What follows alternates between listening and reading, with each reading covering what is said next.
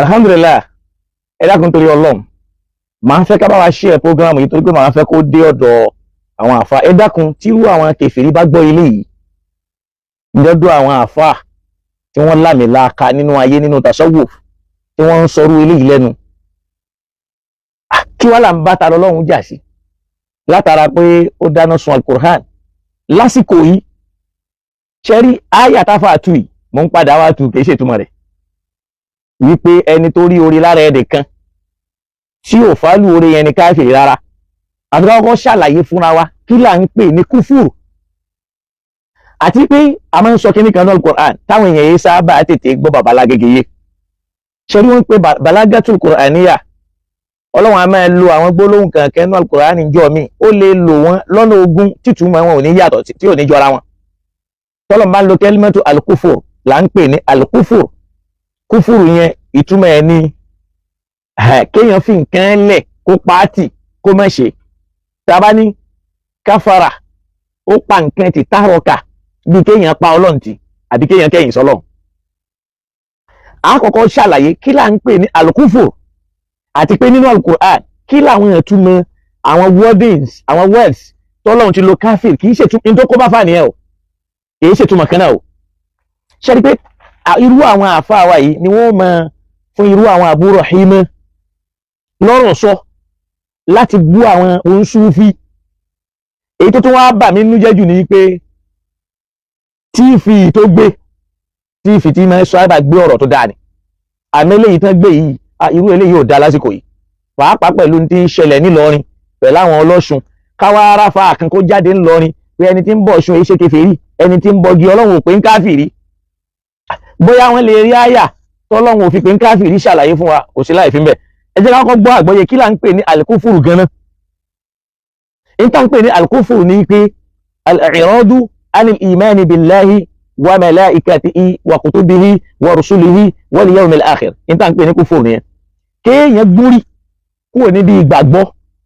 nínú Ọlọ́run àtàwọn màláíkà rẹ̀ àtàwọn ìwé rẹ̀, kó má gbàgbọ́, kéèyàn má nígbàgbọ́ nínú Al-Qur'an, kéèyàn má nígbàgbọ́ sójíṣẹ́ Ọlọ́run àwọn òjíṣẹ́ Ọlọ́run, kéèyàn má nígbàgbọ́ sọ́jọ́ kẹyìn. in tá ń pè ní kúfùrù nìyẹn. áyà wo ló sọ bẹ́ẹ̀ fún wa? tá a bá lọ sínú Suratul Nisa èyí tá ń pè ní Quran 4 áyà 136 á rí mbẹ̀. Ọlọ́ni wa man yakfuru billah, gbogbo ẹni tó bá ti lè kọ́tọ̀ Ọlọ́run, yẹn ni pé ó pa Ọlọ́run tì, kò rọ́lọ́run lẹ́ni tó ń wó máa sìn. wa malaikatihi, ó pa àwọn màláíkàtì, ó ní kò nígbàgbọ́ nínú wọn bí wọ́n máa ń kọ́ ṣẹ́ẹ̀rì kan lẹ̀. wa rusulihi, kò nígbàgbọ́ nínú àwọn òjíṣẹ́ Ọlọ́run, kò gbà Nábì Ìsá gbọ́, kò gbà Mùsá gbọ́, kò gbà Ìsá gbọ́. wal yawmil akhir, kò tún wá gbà pé àlìjánnà ń bẹ iná wà, kò nígbàgbọ́ sí. áyà Kùránì kan nìyẹn tó kọ́kọ́ júwe kí là ń pè ní al-kufuru fún wa. Naam, ẹ jẹ́ ká wá lọ wo àwọn ibi tọ́lọ́run ti wá lo àwọn gbólóhùn kúfùrù yẹn náà Al-Qur'an. kí lọ́lọ́run fi wọ́n tú, kí lọ́lọ́run ọba mi ń fi wọ́n tú. àkọ́kọ́ wípé màá kàn sáré mú wọn wá ní ṣókíṣókí ni. tá a bá kọ́kọ́ wo kẹ́límà àkọ́kọ́ nínú Al-Qur'an, a lọ sínú Suratul Kahf. tá a bá wo àyà 29 nínú Suratul Kahf, a sì mọ̀ pé Suratul Kahf yìí mo fẹ́ máa ṣí Al-Qur'an pẹ̀lú nǹkan yẹn torí pé irú kẹ́límà báyìí ọ̀rọ̀ tó lè ṣìyàn lọ́nà pátápátá ni, torí pé Ọlọ́run kó ṣíjú àánú wọ̀ wá kó ràn wá lọ́wọ́. tá a bá lọ sínú Suratul Kahf, tá a wo àyà 29 ńbẹ̀, wá gbọ́n tọ́lọ́run ọba sọ ńbẹ̀. Ọlọ́run ọba ń sọ ńbẹ̀ fún wa wípé wa qulil haqqu min rabbikum, bá ní sọ fáwọn èèyàn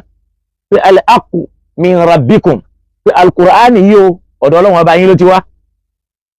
torí pé kẹ́límọ́tò al-haqqu tí ń sọ ńbẹ̀ yẹn Al-Qur'ani ní jẹ́ al-haqqu, nínú àwọn orúkọ tí Al-Qur'ani ń jẹ́ náà ní al-haqqu tọ́lọ́ ń dẹ̀ pé bẹ́ẹ̀ ní Al-Qur'an. Ọlọ́run wá ní faman sha'a falyu'min, ẹni bá fẹ́ ó gbà, kì í ṣe túláàsì. ọ̀rọ̀ pẹ́ nìkan ó gba Islam, ẹnìkan gba Islam kì í ṣe. Ọlọ́run man sha'a falyu'min wa man sha'a falyakfur, ẹni bá sì fẹ́ ó kọ́ kó má gba mẹ́sẹ̀jì Ọlọ́run. ìyẹn fi hàn pé ẹni tí ò gba Al-Qur'ani gbọ́ káfìrí ni, ẹni tí ò gba ní Muhammad gbọ́ káfìrí ni, ẹni tí ò sin Ọlọ́run káfìrí ni. ìyẹn jẹ́ bẹ́ẹ̀. ìtumọ̀ kan nìyẹn tó ń jẹ́ ìtumọ̀ alákọ̀ọ́kọ́ bí àwọn Ọlọ́run bá wá ti lo kẹ́límẹ́tùl kúfùrù nínú Al-Qur'an. ẹlẹ́ẹ̀kejì, kẹ́límẹ́tùl kúfùrù a máa jẹ́ orogún fún at-taqwa ìbẹ̀rù Ọlọ́run ìbẹ̀rù Ọlọ́run nínú alukur'an kẹlímẹ́tùlù kúfù tọ́lọ̀ bá ní kúfù nígbà míì ìtumọ̀ tí máa ń mú wá náà ni dídú taqwa ìdàkejì ìbẹ̀rù Ọlọ́run. so eléyìí bó láti fẹ́ rí a rí pé a rí nínú alukur'an yóò máa hàn bí Ọlọ́run bá ń ṣàdéhùn aljanna ó ń ṣàdéhùn nínú alukur'an ẹ rí pé tó bá wo suratu Zumar aya 71 to 73 ó rí jẹ́ kí n kàn mú wá ní ṣókí. Ọlọ́run ní wasiqa alladhina kafaru ila jahannama zumara. àwọn Ọlọ́run a ní kí wọ́n ti àwọn olùkọ́tọ̀ Ọlọ́run lọ sínú náà jahannama zumaran níjọ níjọ. ìyẹn ni pé àwọn tí wọ́n ní bẹ̀rù Ọlọ́run àwọn tí wọ́n ní in tó fi wá mẹ́ ni pé àyà tó wá ń sàlẹ̀ nígbà tí ó sọ̀rọ̀ nínú Zumar 73 ó ní wasiqa alladhina taqaw àmọ́ wọ́n ó ti àwọn tí wọ́n ní bẹ̀rù Ọlọ́run ọba wọn ila aljannati zumara lọ́nà aljanna. balagatul Qur'ani yẹn ló jẹ́ àmà pé sibaku àti ilẹ̀ akù yẹn àwọn tọ́lọ́run bá ń sọ níbi tó fi pé wọ́n ń kèfèrí láì ní bẹ̀rù Ọlọ́run tí wọ́n ní bẹ̀rù Ọlọ́run yẹn sọ pé ẹni tí ò bá ní bẹ̀rù Ọlọ́run kúfúrù wà lára ẹ̀. but òun yàtọ̀ sí èyí tá a máa ń sọ pé al-iman tí yẹn fi ń gbọ́ Ọlọ́run gbọ́ wọ́n àyà Qur'ani yẹn tó bá wo Zumar ó rí pé Ọlọ́run ti clear ẹ̀ from 71 to 73 aya aláwọ̀kọ́ ó ní wasiqa alladhina kafaru ila jahannama sumara. Ọlọ́run wọ́n tí wọ́n rọ àwọn tí wọ́n nígbàgbọ́ nínú Ọlọ́run tí wọ́n bẹ̀rù Ọlọ́run wọ́n rọ wọn lọ́nú náà jahannama níjọ níjọ. ó wá sọ nínú 73 ó ní wasiqa alladhina taqaw wọ́n wá ti àwọn tí wọ́n níbẹ̀rù Ọlọ́run ọba wọn ila aljannati sumara. ìyẹn fi hàn pé kúfúrù ń bì òun náà ni àìníbẹ̀rù Ọlọ́run.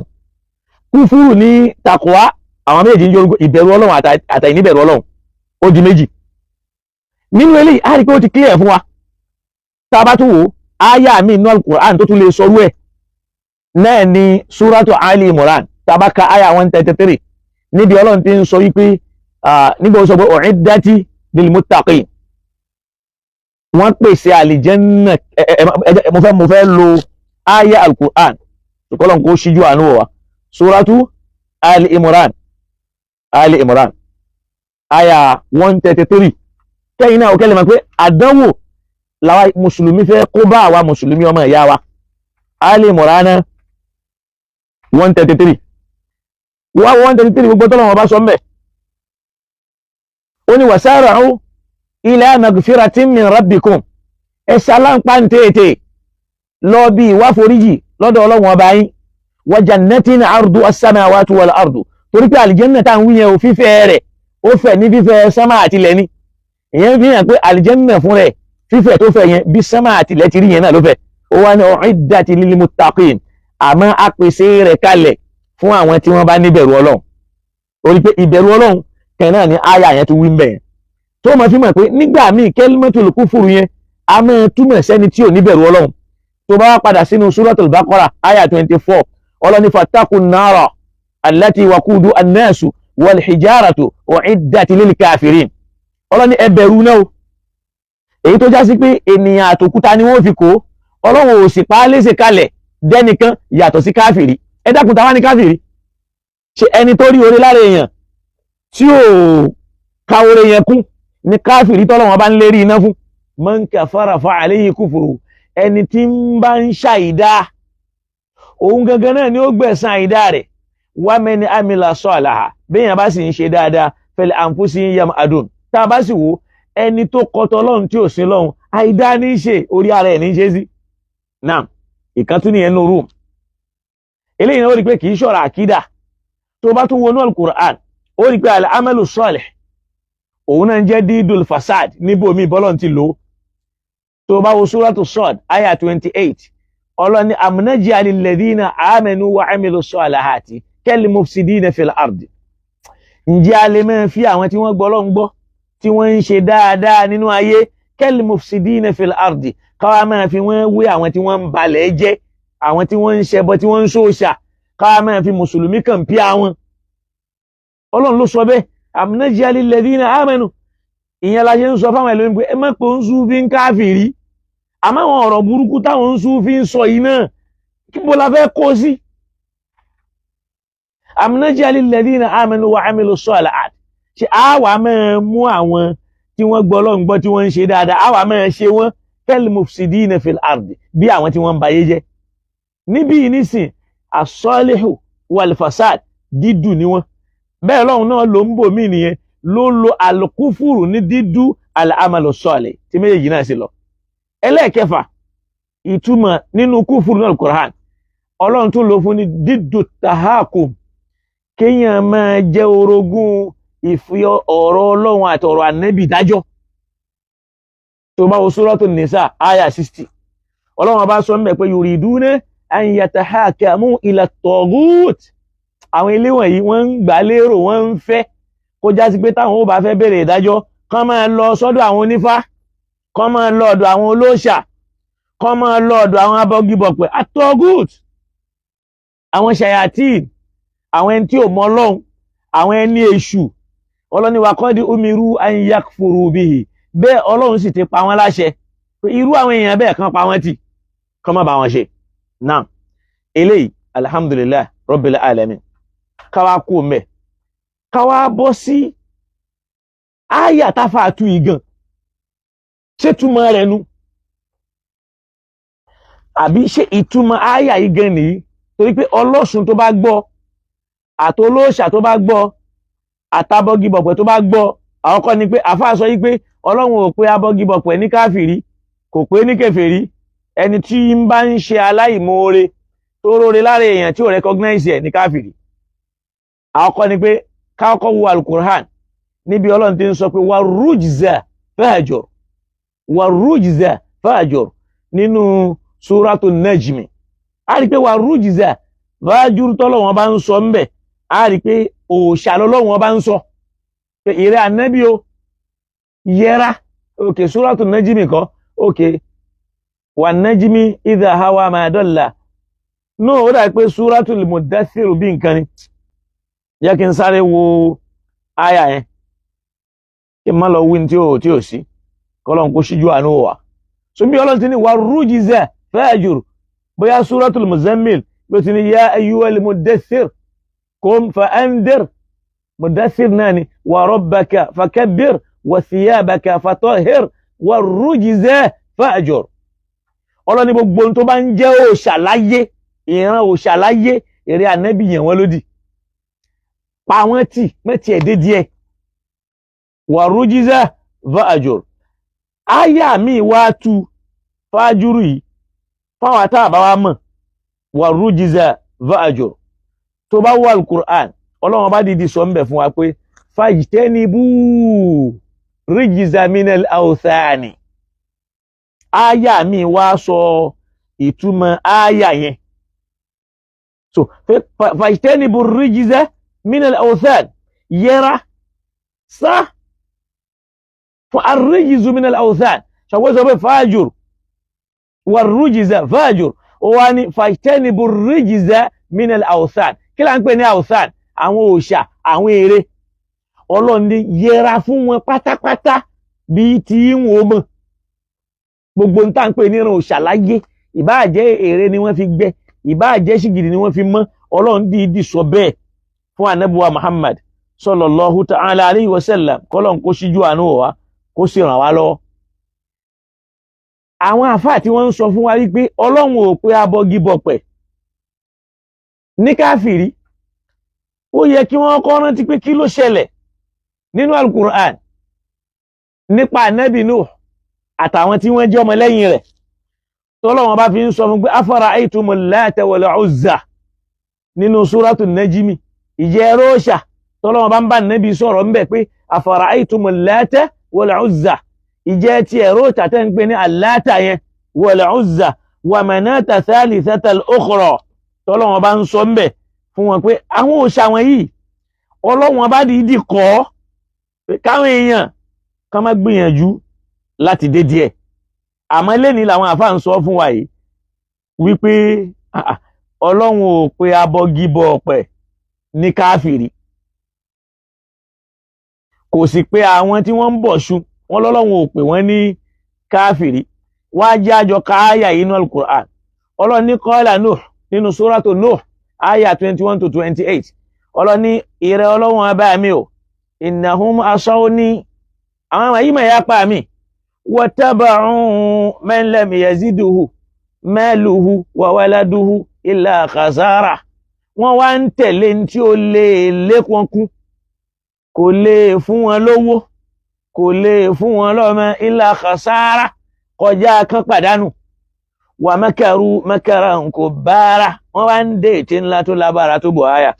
wa qalu wọ́n ń sọ fúnra wọn wípé la tadharunna alihatakum ẹ má fàwọn òòṣà yín lẹ̀ nítorí iṣẹ́ Ọlọ́run tí Nóà ń jẹ́ náà ní wípé kán fòòṣà lẹ̀ kán má bọ òòṣà mọ́ Nóà sọ pé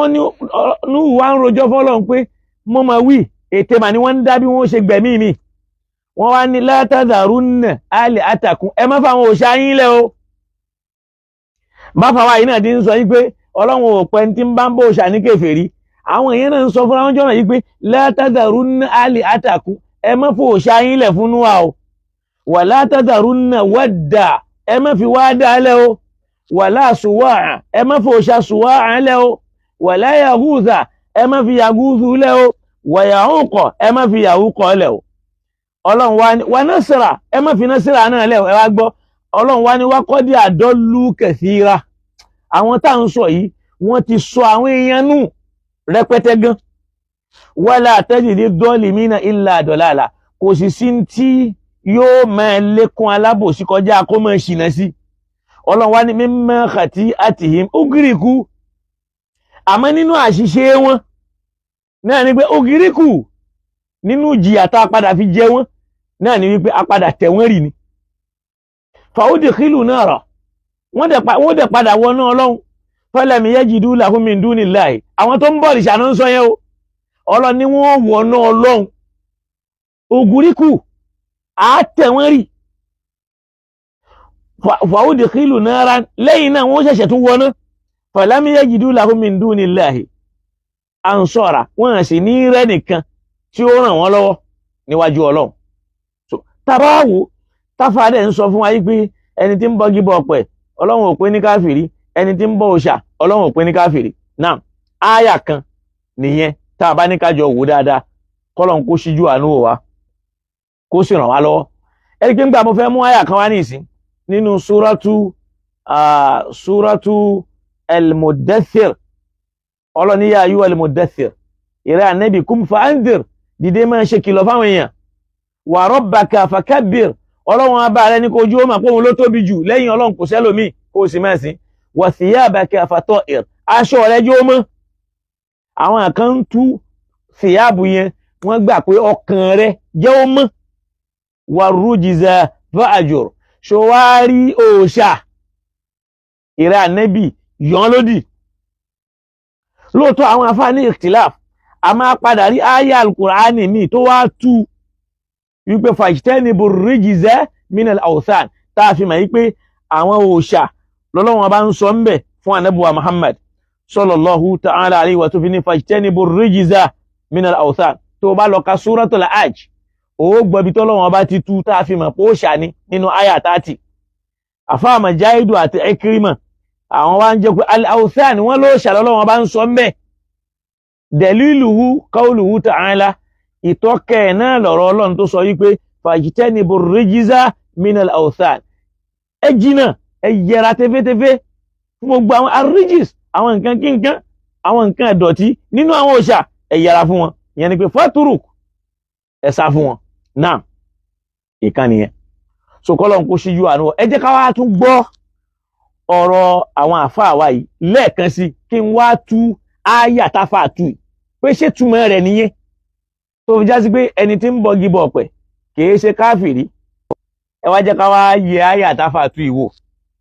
àyà tí àfà wa tú yìí ó ń bẹ nínú súrátù Nahl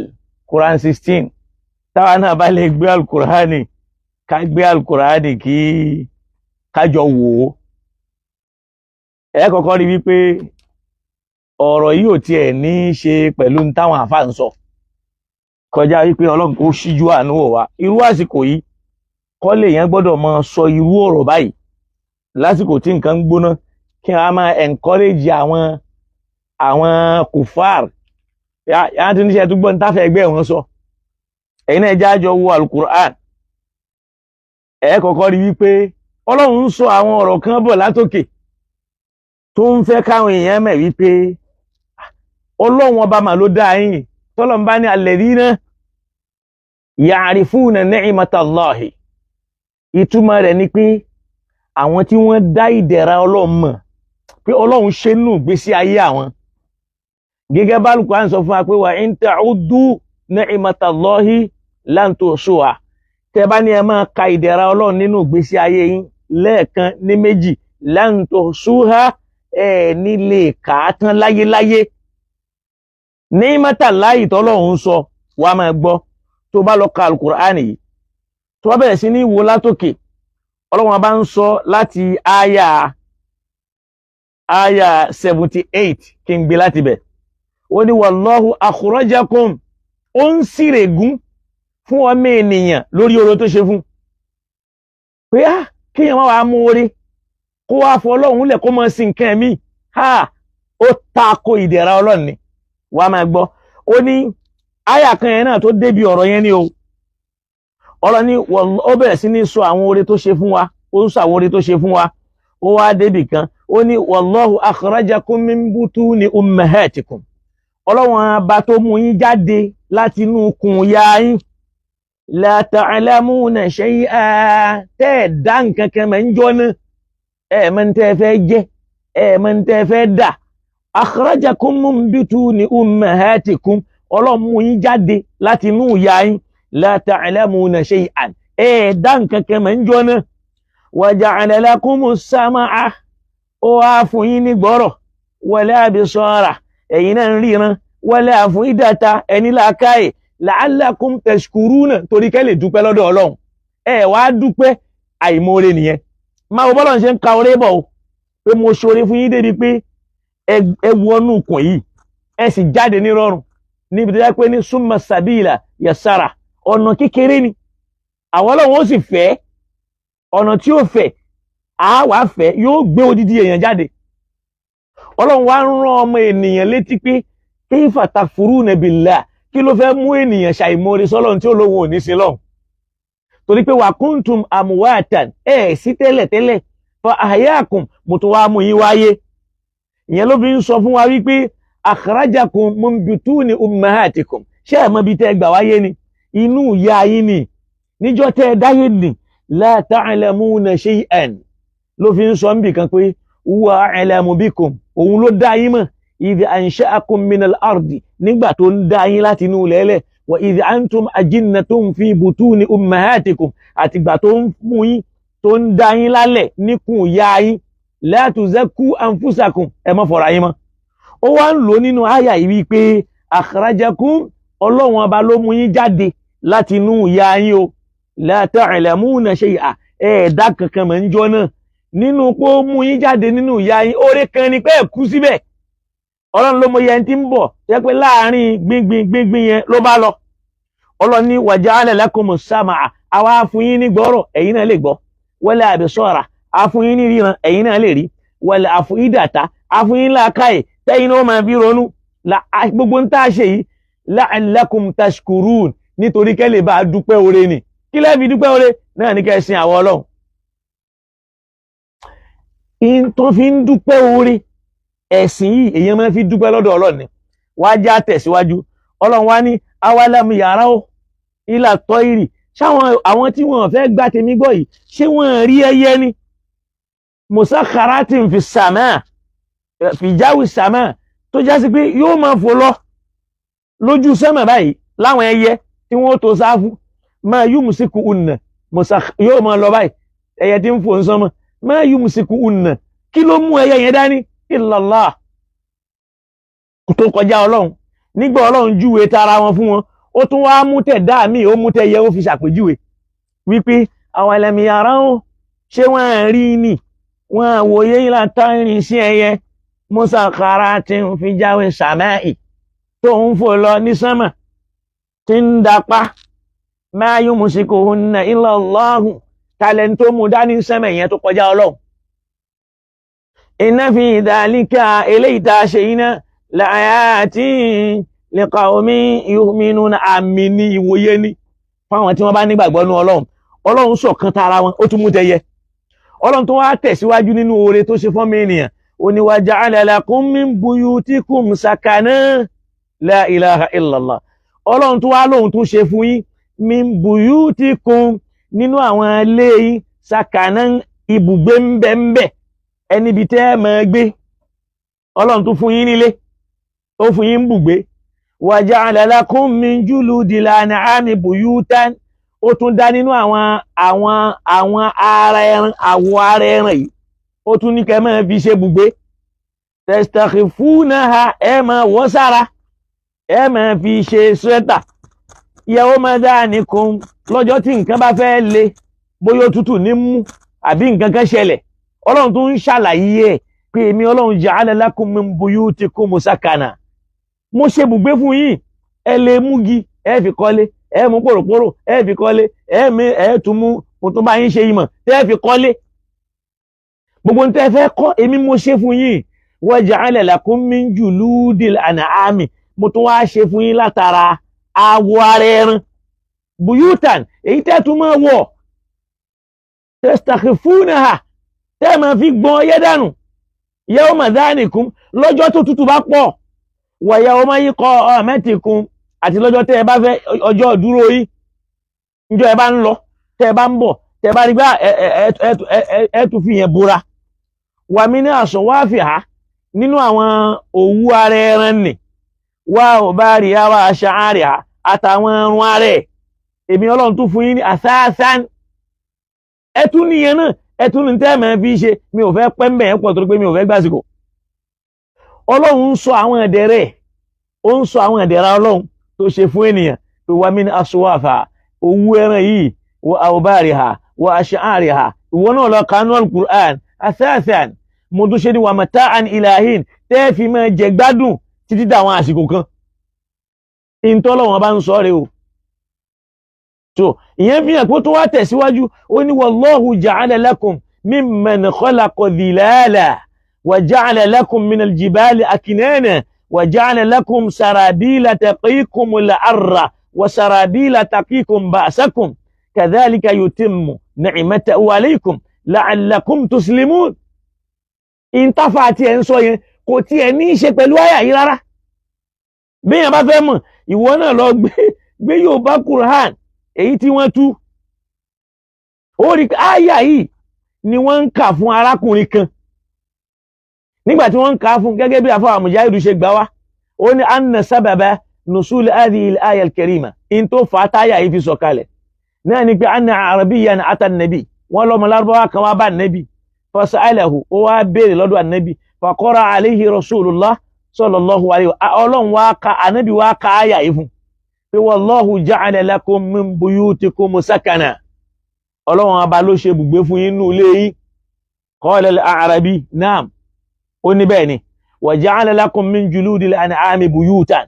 ó tún mú nínú àwọn awọ ẹran yẹn èyí tẹ́ máa lò tẹ́ máa fi kọ́lé al-Arabi tún ní náà Ànábì tún ní kadhalika yutimmu ni'matahu alaykum la'allakum tuslimun ọlọ́run ọba mọ̀ọ́mọ̀ ó parí ìdẹ̀ra yìí fún yín nítorí kíni tuslimun kẹ́lẹ̀ gbádùn kẹ́lẹ̀ sọwọ́lẹ̀ fọ́lọ́n tó ní lọ́lọ́n ṣe bẹ́ẹ̀ áyà yẹn ló wá bí alladhina ya'rifuna ni'matallah àwọn tí wọ́n dá ìdẹ̀ra ọlọ́run mọ̀ tó tó báyìí pé ọlọ́run ṣoore fáwọn tó tó yìí inú ayé in fact nǹkan ti ṣe àwa mùsùlùmí o wallahi nǹkan ti ṣe wá o mò ń fẹ́ kájọ tọwọ́ bọ áyà yìí ìntàfà àti ẹ̀ ń sọ kò tiẹ̀ ní í ṣe pẹ̀lú nǹkan kẹ́ nínú tí wọ́n kà ilẹ̀ yìí rárá so torí gbà tọ́lọ́ ní wallahu ja'ala lakum min buyuti ọlọ́run ń sọ àwọn oore tó ṣe fún wa ó ń sọ àwọn oore tó ṣe fún wa kí wá ló lè mẹ́nìkan tí ó lóun fẹ́ ya káfìrí kí ló lè mú ẹnìkan tí ó lóun fẹ́ ya káfìrí torí pé ìdẹ̀ra ọlọ́run ọba ti pọ̀ ló yẹ pé nínú àyà kan ó ní alam tara ila alladhina baddalu ni'matallahi kufra ìyẹn tẹ́ bá ka súratu kí lórúkọ súra yìí tá bá ka ibi ọlọ́run bá ti jẹ́ kí n wáyà alam tara ila alladhina baddalu ni'matallahi kufra wa ahallu qawmahum daral bawar ọlọ́run abẹ́ẹ̀rí ni àwọn tí wọ́n yí ìdẹ̀ra Ọlọ́run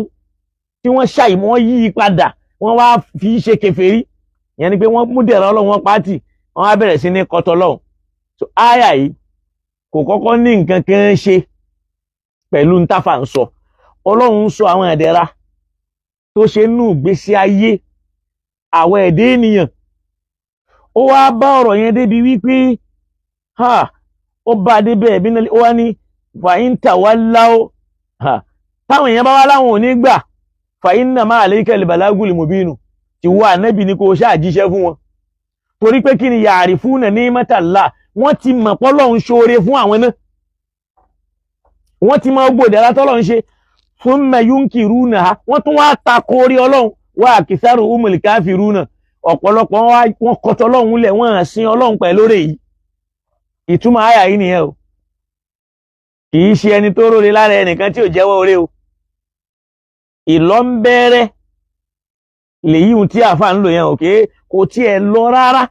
Ẹ jẹ́ ká jọ lọ ka in tó wà nínú àyà yẹn. Ìwà wá tèrè tàgbà iṣẹ́ Olúwa wa Allahu Ta'ala. Iṣẹ́ Ẹlẹ́dàá wa Allahu Ta'ala. Iṣẹ́ Allahu yìí o. Allahu Ta'ala. Àwọn kan